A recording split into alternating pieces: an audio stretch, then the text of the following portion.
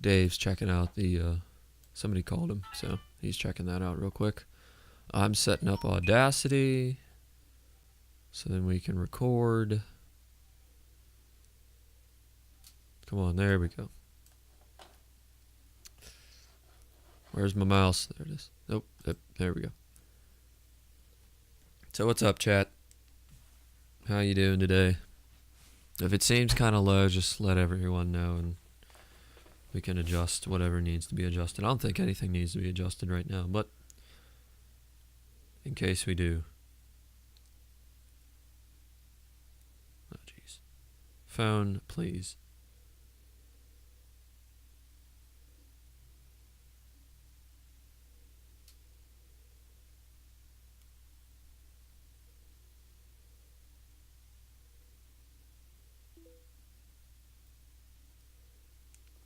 Alright, also Discord. Now, the Me 6 bot in Discord has been a lot quicker recently to let people know when I'm live, so that's cool. We don't always get that. Alright, so it's been so long. When did we leave off, or where did we leave off? Not when. I guess you could say when. Were we in 16? No, not yet. Not quite yet. We were still in chapter 15, right around verse 10 is what I had last uploaded to Podbean there. So we will do verse 10.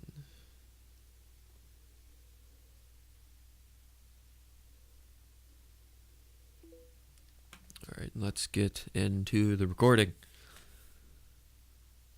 Press the right button first. Good afternoon, everybody, and welcome to another installment of the Walk in Obedience Bible Study. I am Fuzzy Spartan, and we are here again, as always, with Dave. Hello, everybody. And glad you could join us today. So everyone knows, we're also live on Twitch every single week we do this. We are live on Twitch at twitch.tv/FuzzySpartan. That's me. You can come over. You can hang out with us. You can chat with us live. You can ask us all of your burning questions in the Q&A portion that we do not record. What else? That's about it for that. Also, we have a Patreon at patreon.com/walkinobedience, where if you feel like this ministry has helped you in any way whatsoever, or if you feel like you want to give back financially, you can head over there and do that. I just ask, before you do that, please pray about it first. Pray long and hard about it to make sure that that is something that God wants you to do. It sounds like we're in a Mexican restaurant. Apparently, Dave's church has been getting all of the spam phone calls that I've been getting. Yes, it's been terrible today. Yes, it's been constant. So, that's everything. Those are all the plugs that we need to get into. And I think that we can jump right into chapter 15 of Genesis, verse 10, where it says, Abram brought all these to him, cut them in two, and arranged the halves opposite of each other. The birds, however, he did not cut in half. That is a weird place to start. Well, if you play back the last recording, it was a weird place to stop. But that's the way we roll. And really, it's going back to verse 9 that God had told Abraham to bring these animals before him. Through this, we're going to find out that God is going to make a covenant with Abraham to let him know that everything that God had promised him, the promised land that he's going to inherit, this blessing of a large nation that comes from him.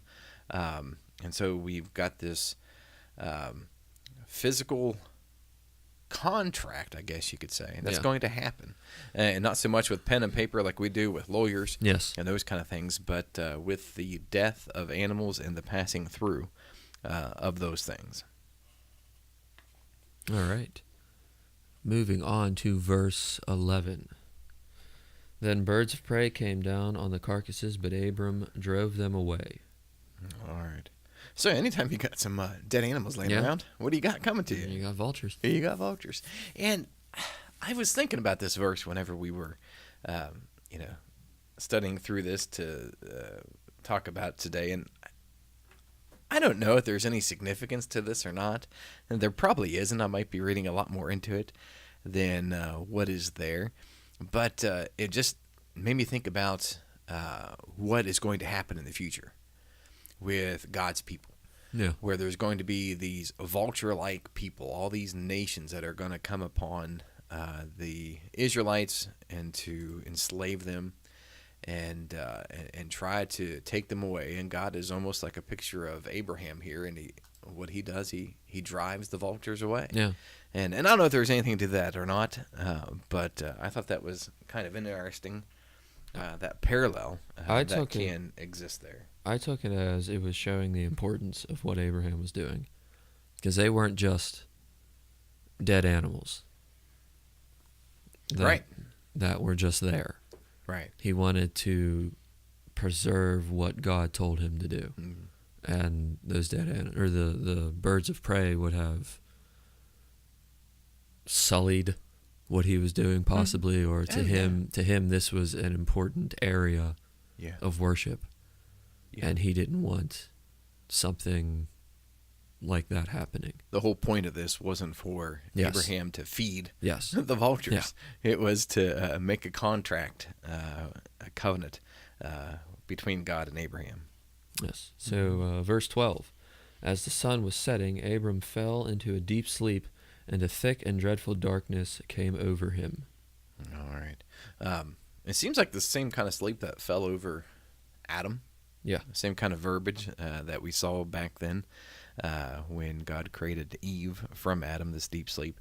But it wasn't a very pleasant rest for Abraham. Had some nightmares. Yeah, that's what it kind of seems like, you know, this horror and darkness that came upon him. Because God is going to show him something great.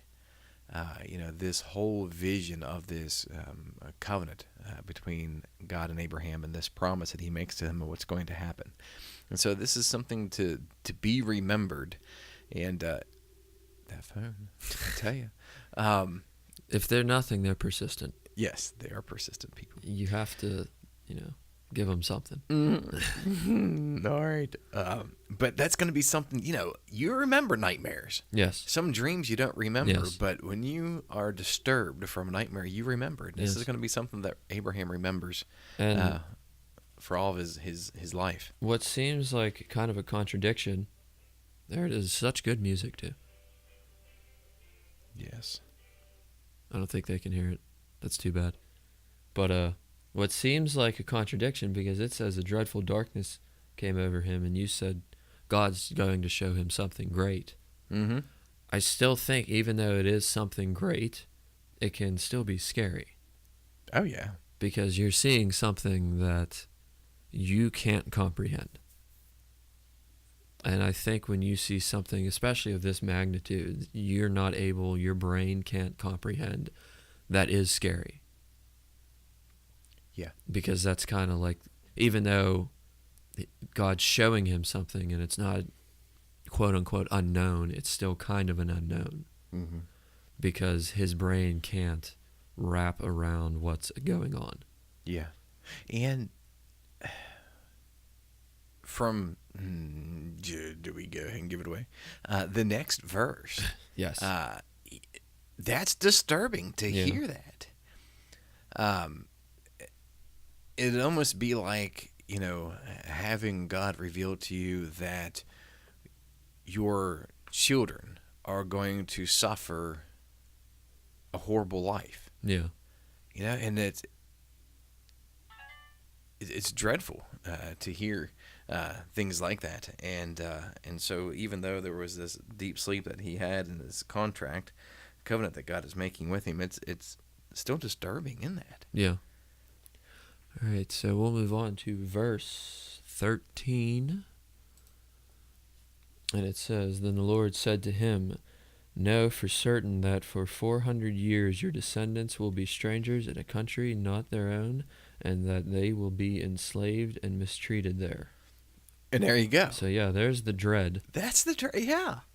I mean, 400 years. So your children, your grandchildren, your great-grandchildren, you think all very this long time. Yeah, that they're going to be in this land that is not theirs. And of course, this is all prophetic of what's Yes. going to happen with Egypt. Yes. And so it's going to be a few years before this happens. But still, to know that your family is going to suffer for a long time at the hands of other people. And I think that this is even more dreadful because Abram knows that people aren't living 600, 700, 800 years now. So there are going to be descendants of his that is their life. Mm-hmm. That's right. And even it still is horrible, but if you lived longer than 400 years, you could see it from start to finish, but you still get the end. Mm-hmm. So you have something to work toward. There's going to be people, obviously, they're not going to live 400 years anymore. And so they're only going to see this really bad time. Yeah. So I think that also gives a little more dread to Abram. And that's not uncommon. I mean, the Yeah. whole generation of the people, once they've escaped out of Egypt, this is going to be a while before we talk about it. It's going to be about 10 years. Yeah. Maybe 40. That's about how, that whole generation, for 40 years, they wandered in the wilderness, and that's all they knew. Yeah, we're going to be wandering in Genesis. Be enslaved in Egypt, and then to wander in the wilderness for those years. Those people who were in captivity of Babylon for those 70 years, long before we get there to talk about it. But, that is all that they knew.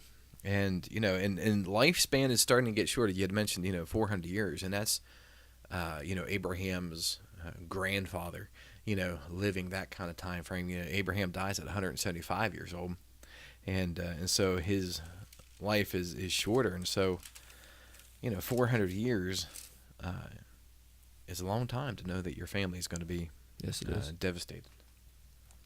So verse 14. But slaved and mistreated, but I will punish the nation they serve as slaves, and afterward they will come out with great possessions. All right. So that's the silver lining. The silver lining of this dark cloud of 400 years is that you're going to get out of it. You will, and you're going to benefit from it. Yeah.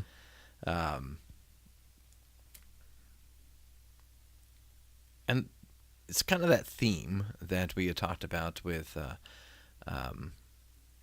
Lot and Abraham. They went through some difficult stuff, but after they separated, they began to flourish. Yeah. And that same thing is going to go throughout really the entirety of the Bible.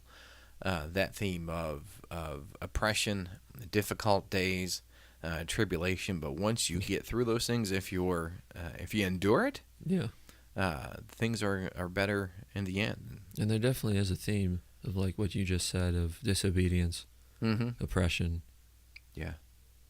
obedience, disobedience, oppression, obedience, over and over and over again. Because a lot of times we get so complacent, lax in our daily walk, and I know the Jews did this over again. We could read it.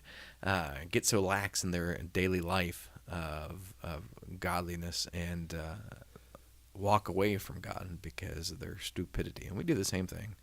We get lax in our Christianity, and our focus is taken off of God and put on other things, and we slowly leave Him.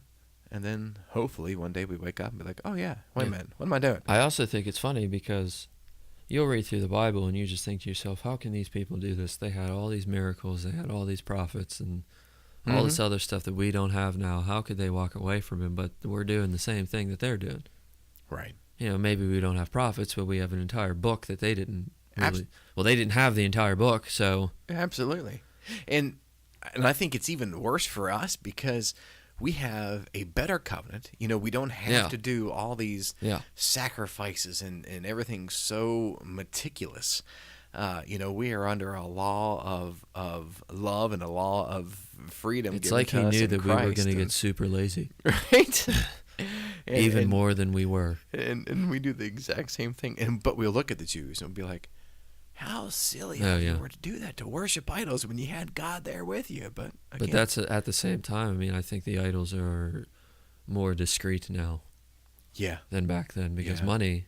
It's very Ooh. easy to say I don't worship money, Yeah, but I know a lot of people that I work with that are most happy when they are working 16 hours a day, multiple days in a row, with no days off. That's when they're most happy. because they know that paycheck's coming.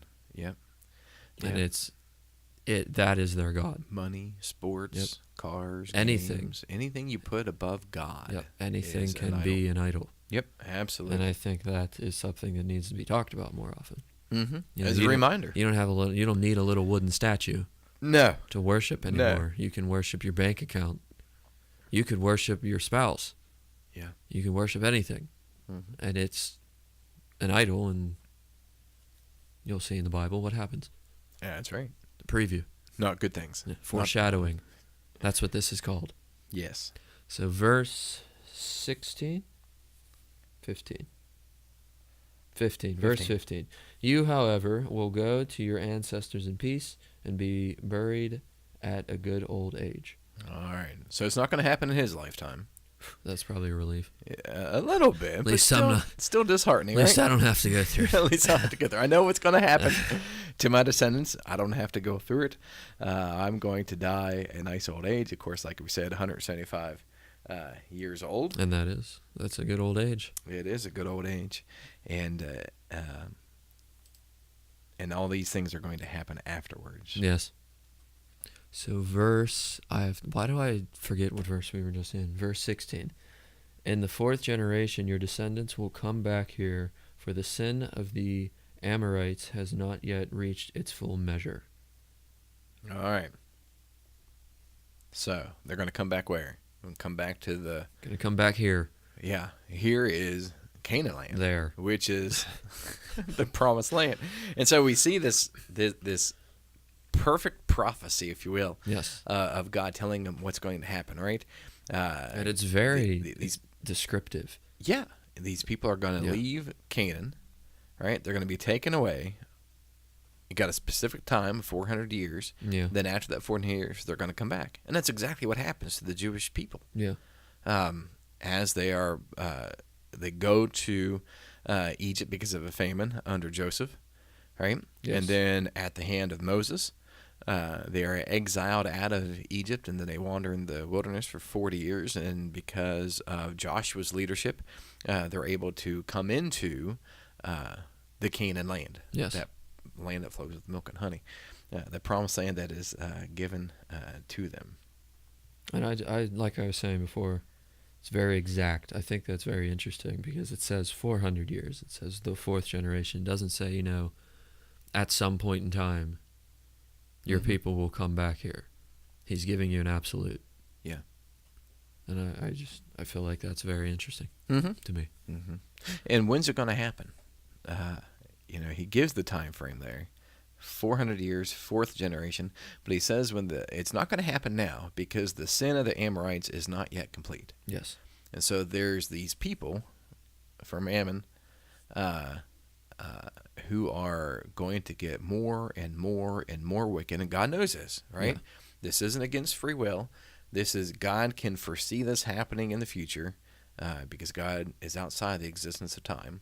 Yep. So he knows they're going to get wicked, and they're going to have to be dealt with. Yes. So when that point comes, then God's people will come into this land and rid them from the face of the earth. There you go. Moving on to verse 17. When the sun had set and darkness had fallen, a smoking firepot with a blazing torch appeared and passed between the pieces. All right. So this is the completing, if you will, of this contract or covenant, right? Yes. The pieces of the animals that were split in two. And now you've got, if you want to call it a theophany or so, a picture of God passing through these animals. That smoke and fire is the same thing that we see leading the Israelites once they come out of Egypt, led by a pillar of smoke and a pillar of fire. Yes. The same kind of idea we see here God, a picture of God passing through these animals as this is the promise I'm making to you, the covenant, the contract that we're making together. And we pass through these dead animals as a symbolism that this is going to come true. And You think if we did that now, we'd take our contract serious? it's a blood covenant. Yeah. You know, there were things that died. Personally, I think we would. If it was more than just, all right, sign here and then you sign there. Yeah. I think if you're like, all right, now take the axe, bring in the cows. It's a big deal. People are going to be like, wait a minute. Yeah. This is serious. Mm-hmm. And we've kind of boiled down, you know, especially when we think about movies. I can't. Hello, Mother. Kind of the newest movie that I can think of right now is that movie Ghost Rider with Nicolas Cage, where he made the deal with the devil and your finger got pricked, and you signed the contract in blood. Yeah. You know, not in the same way, but that same kind of idea. Yeah. You know, a contract signed with blood. Yeah. That we see. I just feel like people would take it a lot more serious. Oh yeah. If that was, here's your katana. Right. We've sharpened it. Bring in the pigs. We would now make contracts today just to see if we can get out of them a lot of times. Now move that half over there. Mm-hmm. Yeah. And you have to do all of that. I think it would be a lot different. Yeah. Oh, you think about how lax the world is today, especially our society in the United States with marriage. Yeah. You know, that is a contract between three people. Yeah. Between you, your spouse, and God. Yeah. And, you know, we see so many times with actors and such where, you know, they'll be married for a month. And all of a sudden we fell out of love and divorced. I'm sick of that other person now. I don't want to be with them anymore. Yeah. Yeah. You'd take it more serious if you cut a cow in half. Right, and pass between it. And this whole... Then you have to move one half to one side, another half to the other side, dragging it in holy matrimony. Yeah. You'd be taking it way different. Yeah, and it's symbolism that idea of death. This contract is bound by death. Yes. You know, it's going to happen. Marriage, you know, we make that statement of till death do us part. Yep. So many times we don't hold just to like that cow. Yeah, exactly. Exactly. There you go, Chad. We're going to start a new movement. That's how we're going to do weddings. People look at us and be like, man, those are some cultish, strange... That's how we're going to do weddings from now on. There you go. If anyone wants to get married by walking obedience, I'll bring the katana. You got to bring the pig. Pig wouldn't quite be appropriate here in this setting because of the... that's the true. Unclean, all right, cow. Yeah, the unclean. Even worse. Cow. There you go. All right, moving on from this subject to verse 18. On that day the Lord made a covenant with Abram and said, to your descendants I give this land from the Wadi of Egypt to the great river, the Euphrates. I'll just finish it. Yeah, go ahead and finish it. The land of the Kenites, Kenizzites, Cadmonites, Hittites, Perizzites, Rephites, Amorites, Canaanites. Ooh, that's a hard one. Girgashites, and Jebusites. All right. It's good enough. Good enough. Go to that next slide, if you would. There we go. Yeah. The slides that I found kind of split up this paragraph, and I don't know why it does that. But so this is this area, the picture that you're seeing, if you are joining us live here on chat. And if you're not, why? Yeah, right. But I guess they will be able to see this on YouTube now, though. Yes, on YouTube. Yes, so you can see it on YouTube. You're welcome, YouTube. You still can't see it visually on Podbean or SoundCloud or Stitcher. We're not doing SoundCloud anymore. All right. Podbean, iTunes. You can't see it, but you can go to YouTube and search Walking Obedience on YouTube. You can see the video, or just join us on Twitch, and you can join in the conversation, which is awesome. Yes. But this picture that you're seeing, if you can see it, is a picture of what we kind of consider now the Middle East. You got the Sinai Peninsula there, part of Egypt. It's part of the Saudi Arabia area. And this is the land that God is telling Abraham that I've given you from the great river, which is the Nile River, to the Euphrates River. this whole land is this promised land that God is promising to his people through Abraham. And of course, we come see that realized when we move up to Moses. Yes. That the promise is fulfilled there. And of course, Joshua helping to fulfill that promise by driving out the inhabitants.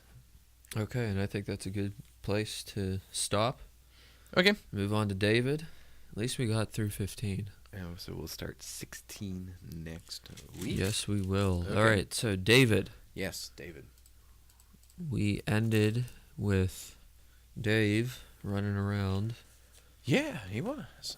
He was hanging out there in the Trying not to die. dry and thirsty land of the wilderness. You know, we're talking about rocky places. We're talking about, and I know we talked a little bit about wilderness last time, where, you know, not to think about the wilderness as in the wilderness girls and trees and forests and things like that, but rocky desert area is where David is fleeing from, because Saul is trying to kill him.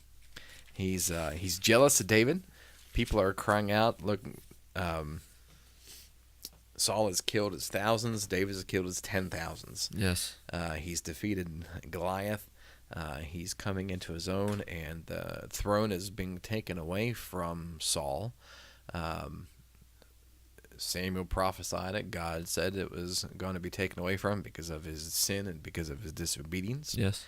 And Saul does not like it. And so he's running. Dave's running everywhere. And then he gets a chance, one of two, to kill Saul. Yes. I'm trying to find it. Ah, there it is. So, they were hiding in a cave. David and his 600 people that were following him. Mighty men of valor. Yes. Yeah. Yeah. They were hiding in a cave, and Saul and his army happened to. They didn't seem to find the cave because they didn't know that David was in there. But they stopped in front of it because Saul was having a bowel movement. That's what happened. And so he went into the cave to use it as a toilet, but didn't go far enough back because David was further back. And they didn't see him in there. Yeah, somebody told David, hey, this is your chance. Mm-hmm. But David stuck to this was God's anointed and he can't hurt him. Yeah. So he cut the hem of his robe off, which he would still felt guilty about, which I thought was pretty amazing. Yeah. That you didn't even hurt the guy. You could have, and you chose not to. Mm-hmm. But even cutting his clothes, he was upset with. Yeah. And this guy's trying to kill you. Yes. But he was one of God's chosen, and so he didn't want to destroy him or to wipe him out. Yeah, that's all I got. Okay. And, think about this mindset that is in Saul for a second, right? I could have easily been killed Yes. by the hand of the person that I'm trying to kill myself, and he did not take that opportunity. Now, in my mind, I would think, hey, you know what? Whatever beef I have with him, We're done here. yeah, okay. I see his heart. He doesn't want to hurt me. I'm going to reciprocate that and just let bygones be bygones and quit. And he did leave after that, didn't he, Saul? But he still continued to pursue. But that moment in time, because I'm thinking about how he had the evil spirit set on him, and I wonder if that was one of those moments where he was kind of clear-minded and saw, hey, he spared my life, I'm going to go back, but I feel like the evil spirit came back on him again and clouded his mind, and then that's when he wanted to go after David again. Yeah, kind of got that bipolar disorder going on there. It's possible. Where he, again, just in that jealous rage, continue to think about all these people are wanting to follow David. They're wanting to follow David. Yeah, it's like he probably went back and heard them singing the same song. Saul killed his thousands, and then that just threw him in a tizzy again. Yeah, and that's a very good possibility. that those things were still going on, and he didn't want to hear about it, and so he continued to pursue after David, and when you read the Psalms, through a lot of those, you see David's different emotions that he's going through. He's still praising God through all this. He's still wanting to seek closer to God, even though while he's in this dry and thirsty land, David calls it, and he's praying to God to take away his oppressors. He's praying that God helps him to take Saul, maybe not out of the picture, as in death, but have him have a change of heart and quit pursuing him. Yeah. And just wanting it to stop. But he continues having to run until Saul is eventually killed in battle. Saul and Jonathan. Yeah. Both killed in a. Well, Saul kind of killed himself. Yeah. Yeah. Kind of and kind of didn't. Yeah. He was injured, right? In battle, and then he ended up falling upon his sword. Because then in 2 Samuel, wasn't it a messenger that came to David and told him that Saul was dead and that he killed him? And then David put to death the person who said they killed him because he harmed God's anointed. Yeah.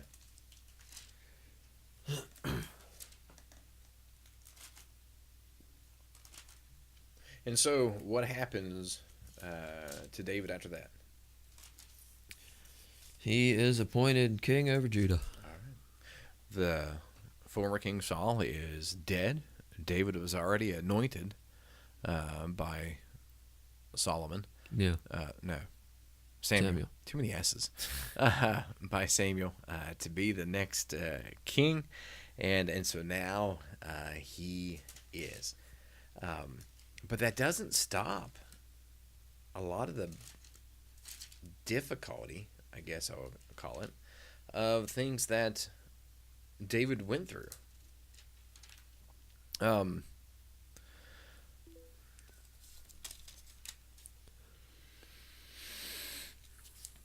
was a lot of warring. Yeah, there was. Mainly between David, the house of David and the house of Saul still. Yeah. Yeah. The commander of David's army, Joab, kills Abner, which causes some issues there. I could see why. Yeah. Yeah. And then kind of from that point, David starts making plans to build a house for God. He makes plans. He doesn't complete it. Yes. David's son does, and I'm guessing we'll talk about him next week. Yeah. Yeah, Solomon.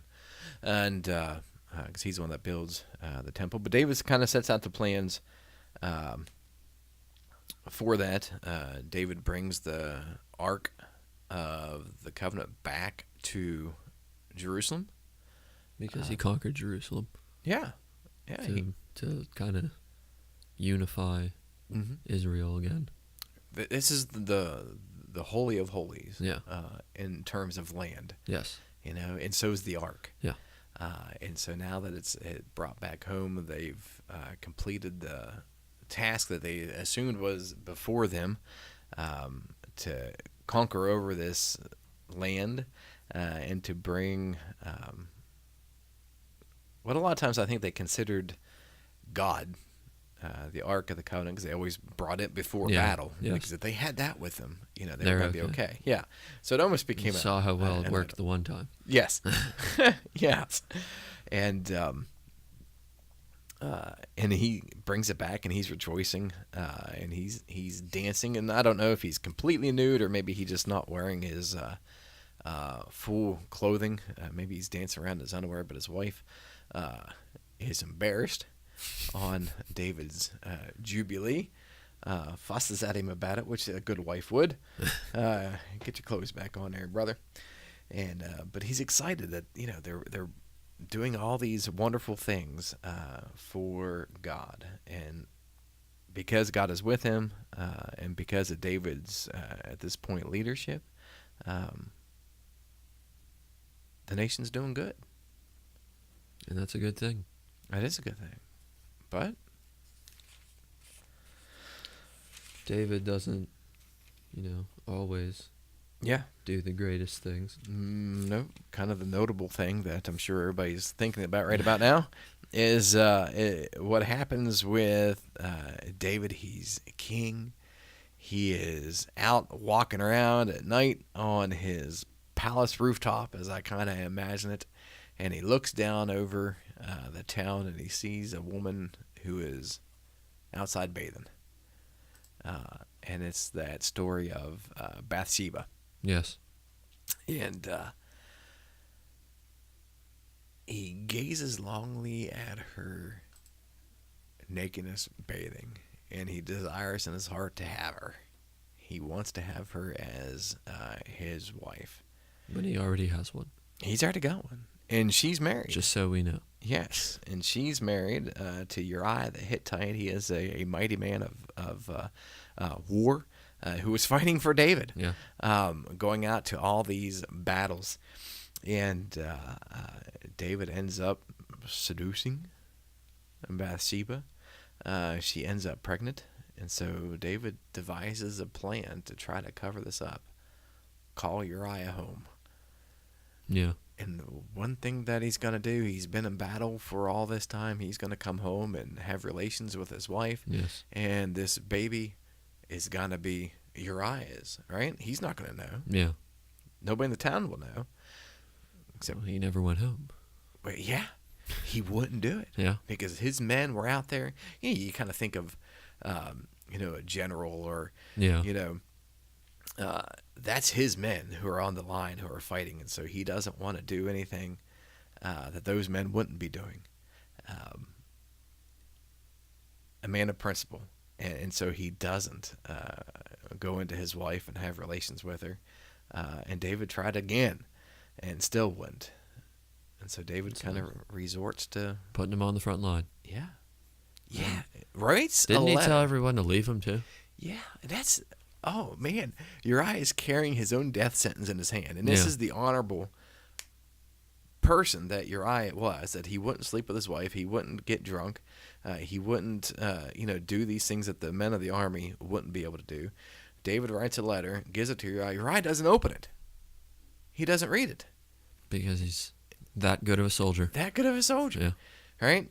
The king has written a letter that I'm just supposed to take to the army commander, and so he takes it to the army commander. The commander reads it and says, send Uriah to the front line.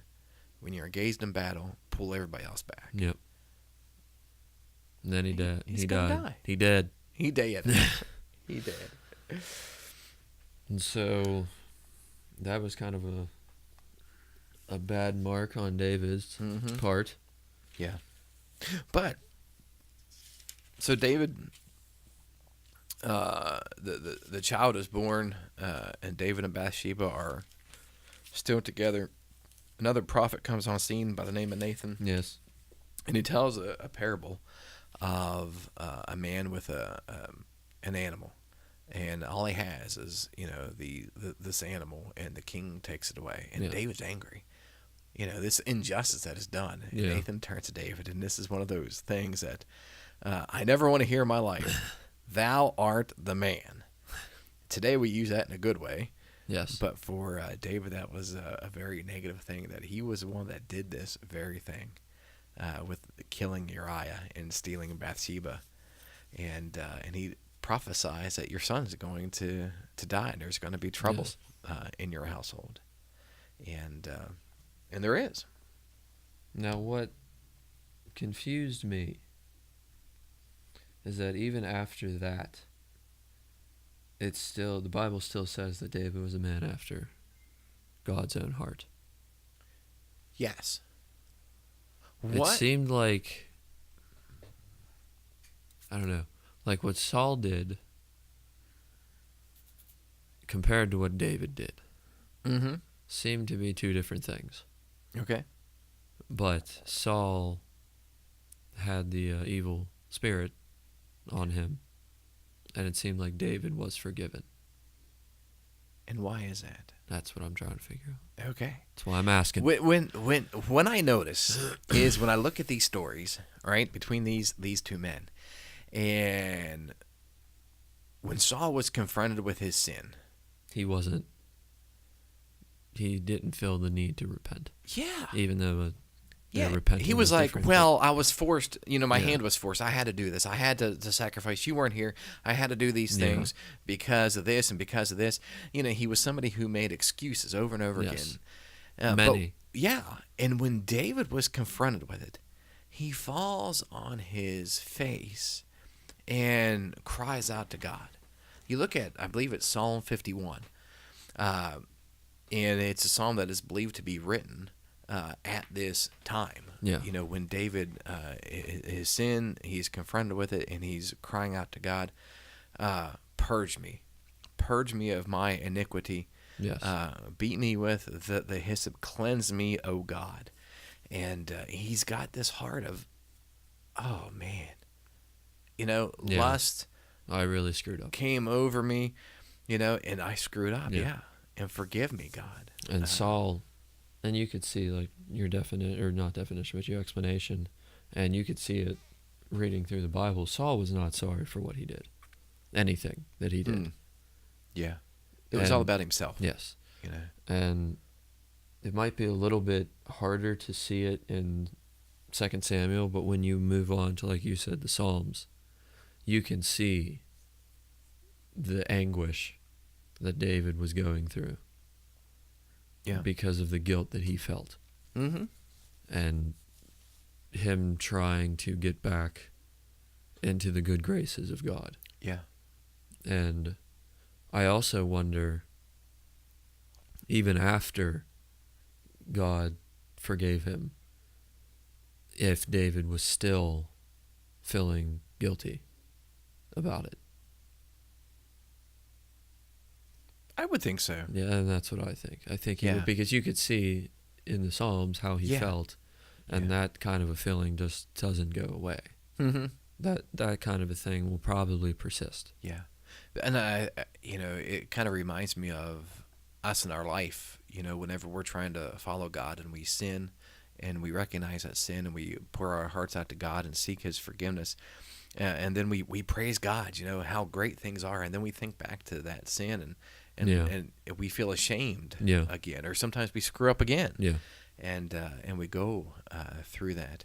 And that's what I see in the Psalms, times where David was sorrowful and reminded of his sin, no matter if it was the sin of the Bathsheba or some other sin, that he was a frail man, but in all things too praised God. Yeah.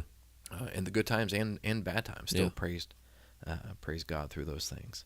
And that's the kind of heart that we ought to have. And I think that's why the scriptures always calls out, that reminder that David was a man after God's own heart. He wasn't perfect. No. Only one was perfect, Yes. Christ. But his life was a life that was focused on God, even through all the screw-ups. Yeah. All right. Well, I think that's a good place to stop it. Okay. I want to tell everybody in chat we're going to do the Q&A, so get your questions ready. We're going to shorten it a little bit today because I have things that I need to attend to after the stream, but everybody who's listening either on Podbean or on YouTube, thank you for taking the time out to listen to us. I hope that you find the ability to come to twitch.tv/FuzzySpartan and join us in the live chat where you can talk to us and get your questions answered to the best of our abilities. I also want to say that we do have that Patreon at patreon.com/walkinobedience. So if you want to give financially, please pray about it, and then you can head over there and see what you want to give at the end of the day. And I also want to thank everybody in chat for being here. Thank you guys. I want to thank you, Dave. Yay. It's been fun. I appreciate you guys all joining us today and studying with us. Yes. And as always, God bless, and I'll see you. Take care. Okay. Awesome. Twitch chat. quickly, if you have any questions, please put them in chat. Why is it cold again? What? Why is it cold again? Yes. It's February. It got warm. I was liking it. That was weird. The 75, I think, what it got up to the other day. That was odd. Oh, that got some spring fever. But that's all right.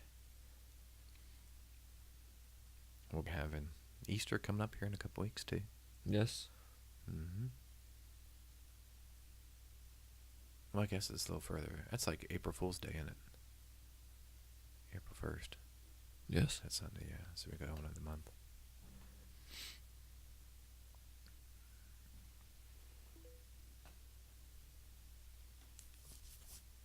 So, any questions? Anyone? Anything. I don't even care what the question is. You're going to play hockey in the summer? No, I don't have time. You don't have time? No. Too many things on the plate to do, huh? Yes, my father's birthday is April 1st. Oh, yeah. Yeah. As long as I still have this job, I will not have time to play hockey. Do you tease him No. about being born on April Fool's Day? No. No. I mean, that would be a heck of a joke. Whenever your grandparents were calling people and telling everybody that he was born that day. Like, no, he wasn't. April Fool's. Okay, you got us. I don't think he was one that many people made fun of as a child. There you go. Or even now as an adult. Good. It's not something that people do. Yes. Yeah, you kind of, yeah. Most times we'll say it's on April 1st and everyone will say, okay. They think about it for a second Yep. and move on. There you go. No, I don't remember if nobody believed me in school. My mother said nobody believed me in school. I don't remember. That your dad's birthday was April Fool's Day? Yeah. Yeah. I wonder what, I'm just kind of anticipating the atheist's joke I don't want you to believe me, Zenadine. this year that, Resurrection Sunday or Easter Sunday is April Fool's Day. And so Yeah, we're just a bunch well. of fools celebrating the resurrection of Jesus. And It's all right. I'm waiting for all that. Yep, it's all right. Persecution never hurt anybody. Jesus said it was going to happen. Call me names. I don't care. Sticks and stones. Sticks and stones.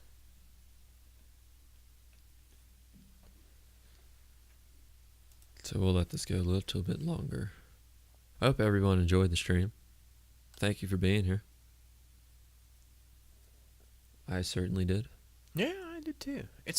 We weren't able to do anything last week, right? Yeah, I forget why. Yeah. There were things that come up with some deliveries for you, and then, it was kind of funny. Oh, yeah, I'm a couch.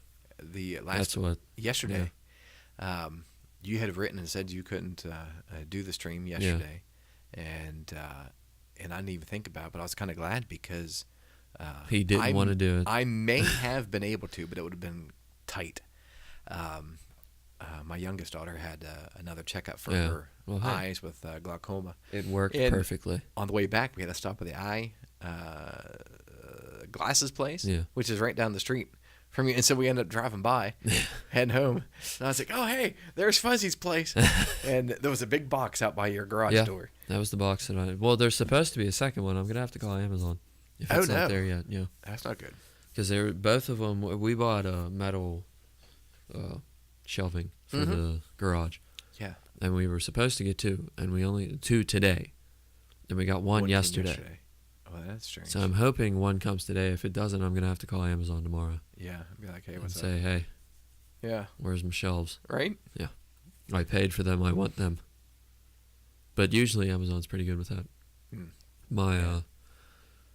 My coworker said he bought like 10 pens or whatever and like refills off of them because they have pens that he likes for work since we use a lot of pens. And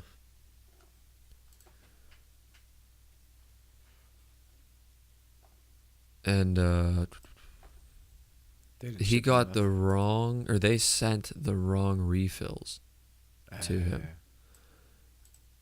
And he called them and said, hey, you sent the wrong refills. And they were like, oh, okay, well, we'll refund your money. And he was like, well, I'll send them back. They were like, we don't care. Oh yeah, Just keep them. just keep it. Yeah, But now you've got not a pen to fit the refill, so they yeah, don't care. they don't want it. Well, it'll probably cost them just as much in shipping to pay for that than for him just to keep it and cut that as a loss. Yeah. All right, so I also want to put this. We got a Discord for anyone who wants to join that Discord. That link will expire in 1 hour, so here's your shot. Here's your shot. If you're new, please consider jumping into that Discord. It's a nice place. We talk about pretty much everything because I talk about pretty much everything. So if you're new, please consider coming into that Discord. If you're also new to the stream, please consider hitting the follow button. We do this every Wednesday and Thursday at 1:30 p.m. Eastern. We also do gaming every Wednesday and Thursday at 8 a.m. Eastern. So we do a little bit of everything here. Thursdays we do the Bible study, the normal Bible study that you would probably say is normal. Textual. Yes. Yeah. And on Wednesdays we usually do like a topic, and we're doing Calvinism versus the Bible. And now that I have read John Piper's explanation of Calvinism, I'm changing that to Calvinism, or the Bible versus Got Questions explanation of Calvinism. Okay. Because their explanation of Calvinism seems to be completely different Oh, really? than John Piper's. Now, was that the link that Yes. the one person sent us That, about Raven? Piper? Yeah. Yes. Okay. And I haven't read through all of it, but because it's very vast and Yeah. long, but I've read through a good amount of it, and it seems to be his version of explanation doesn't seem to fight against free will as much Okay. as God Questions. So I'm wondering It if God aligns more with the scripture than. I'm wondering if God Questions, like we talked about before, if God Questions is like the Orthodox Calvinism. Okay.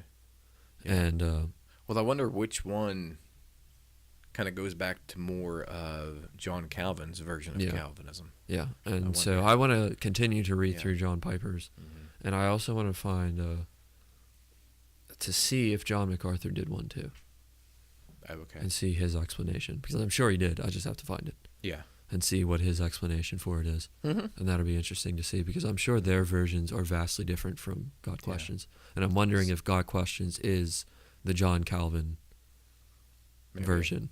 Yeah. And those two people didn't like it. Mm-hmm. And so while they liked some parts, other Yeah. parts didn't align. MacArthur's Bible. thing is grace to you, right? Yes. Yeah. Okay. Yeah, that is true, Zen. There's nothing normal about this place. Absolutely That not. is true. Not at all. But it wouldn't be as fun. That's right. if it See, was. we get to have a little bit of fun in our discussions. That's right. So Yeah. we're going to end it here because, like I said, I got to go do some stuff. But I want to say thank you to everybody for being here. Thank you, Dave. Hey, thanks for having me, and thank you guys ladies and gentlemen, for joining us here every week. Yes. It's always a blast. Yeah, and like I said, we do this every Wednesday and Thursday, 8 a.m. for gaming and 1:30 p.m. for the Bible studies. It's all in Eastern Standard Time. So that's what we've been doing. Yeah, we're going to do it again next Wednesday. Wednesday, we're going to finish. What's the second one? Irresistible Grace. No. L. Limited atonement. Limited Atonement. Yeah. And then Thursday we'll continue on in the Bible and do Samson. So if you want to... Solomon. We did See, Samson. too many S's. Yes. If you want to check out our old, podcasts, whatever, streams, Walk in Obedience streams, there are a lot of them highlighted down below the stream in the highlighted portion, the highlights of like the stream highlights portion. We also have a YouTube, Walk in Obedience Ministries. Yeah, it's Walk in Obedience Ministries. That'll be the first thing that pops up if you search that in YouTube. And over on Podbean under Speak Where the Bible Speaks, the portions that are titled Walk in Obedience are what we've been doing. So you can check out old ones at those places. Please do so if you would like to do that. These ones on Wednesdays are generally around 40-ish minutes. Or not Wednesdays, Thursdays. The Wednesday ones are kind of longer, so Yeah. you might want to cut those into multiple viewings. Unless But you got some free time in your hands. That's true. Yeah, Maybe you you're never cleaning know. the house, washing the car, doing some grocery shopping. That's right. You never know. That's right. So try to do that if you have the time and you want to. Thank you, everyone, for being here. As always, God bless, and I'll see you. All right. Take care, guys.